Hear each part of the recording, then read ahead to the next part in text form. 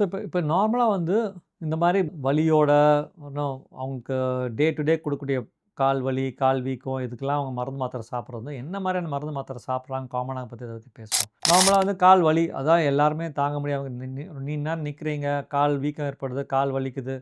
இந்த வலியோட என்னால என்னுடைய வேலைக்கு போ முடியல, என்னோட வீட்டு வேலை செய்ய முடியல, இல்ல ஜாபுக்கு போறீங்க, நிக்க முடியல, marketing job, nurses, policeman, teachers இந்த மாரி கால் வலியோட இருக்கும்போது நேரா கடைக்கு போயிட்டு ஓவர் த கவுண்டர் போயிட்டு வலி மாத்திரை ப்ரூஃபெனோ இல்லைனா பேராசிட்டமாலோ இல்லை பெயின் கில்லர் ஏதாவது ஒரு பெயின் கில்லர் வாங்கி நீங்கள் போடுவீங்க. அந்த பெயின் கில்லருங்கிறது வந்துட்டு உங்களுக்கு வந்து அது குணப்படுத்துற மாதிரி வலி கம்மியாகலாம் இனிஷியலாக, ஓகேங்களா?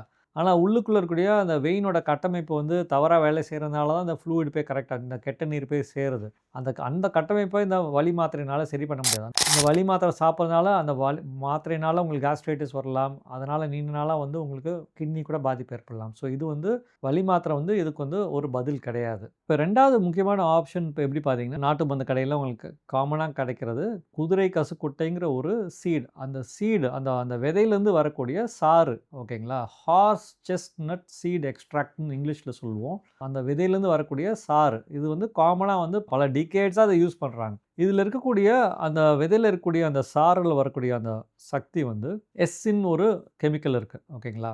இந்த கெமிக்கல் வந்து நான் ஏற்கனவே சொன்ன மாரி கால்ல ரத்தம் தேங்கும்போது, அந்த ரத்த தேக்கத்தினால சதையில நீர் தேக்கம் ஏற்படும். அந்த நீர வந்து இந்த ஹார்ஸ் செஸ்ட்நட் சீட் எக்ஸ்ட்ராக்ட்ல வரக்கூடிய அந்த எக்ஸ்ட்ராக்ட் வந்து சதையில ஏற்படக்கூடிய ஃப்ளூயிட் தாக்கத்த கம்மி பண்ணுது. கண்டிப்பா அதில வந்து அவங்களுக்கு பெனிஃபிட் இருக்க தான் செய்யுது. ஆனா, இது வந்து நிரந்தர தீர்வு கிடையாது. அந்த ஃப்ளூயிட் தாக்கத்த கண்டிப்பா இது கம்மி பண்ணுது. பல ஆண்டு காலமா பல பேர் அத யூஸ் பண்ணி பெனிஃபிட்டும் அடைஞ்சிருக்காங்க.